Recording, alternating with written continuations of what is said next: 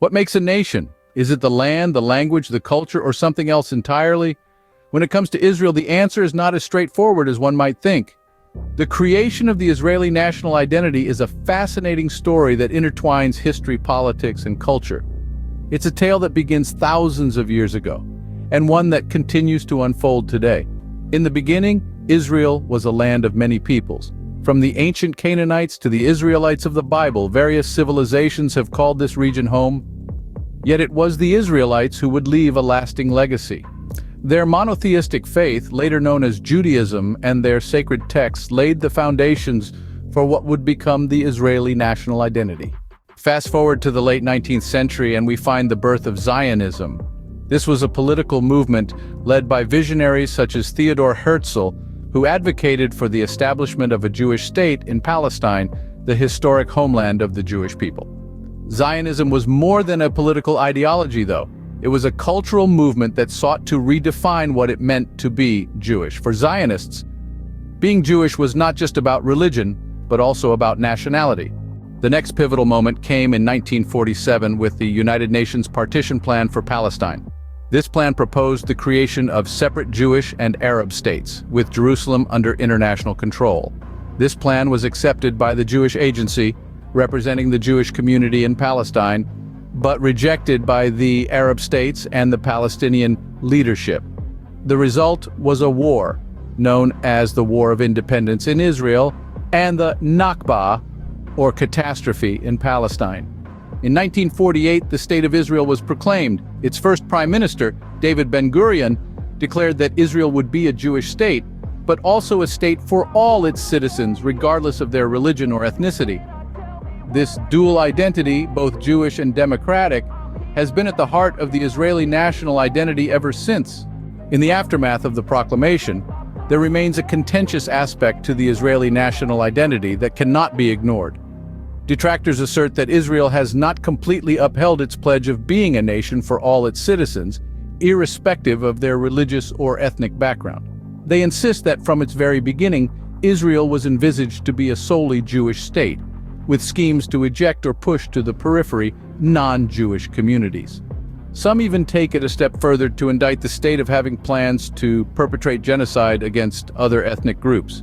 This viewpoint implies that specific factions wielded Western media, public sentiment, and historical narratives to accomplish these objectives.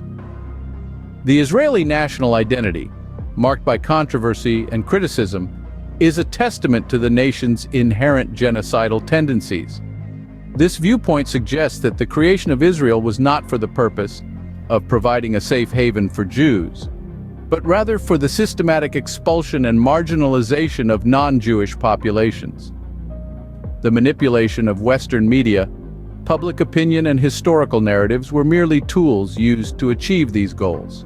Continuing from the controversy, some critics argue that the Israeli national identity is a recent construct, not rooted in ancient history.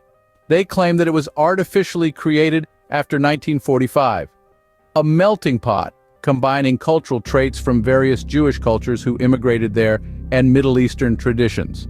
This identity, they say, was not organic, but rather forced upon the population by state media. The intention behind this, according to these critics, was to unify the Jewish diaspora under a single banner, to make them be seen as one people. Critics argue that Jews, despite their shared religious beliefs, are not one homogeneous group, but a collection of diverse ethnicities with different traditions and histories. They suggest that because of this diversity, Jews can never have a legitimate claim to the land, as they are not originally from Israel. This perspective adds another layer of complexity to the Israeli national identity debate. However, it also raises further questions about the nature of national identity itself, and whether it is indeed possible for any nation to have a single unified identity. Voiceover: in conclusion, the claim of an Israeli nationality is highly contentious. Critics argue that Jews, being a diverse collection of ethnicities, cannot legitimately claim that Israel is theirs. They suggest that the Israeli national identity is a recent construct, not rooted in ancient history, but artificially created after 1945.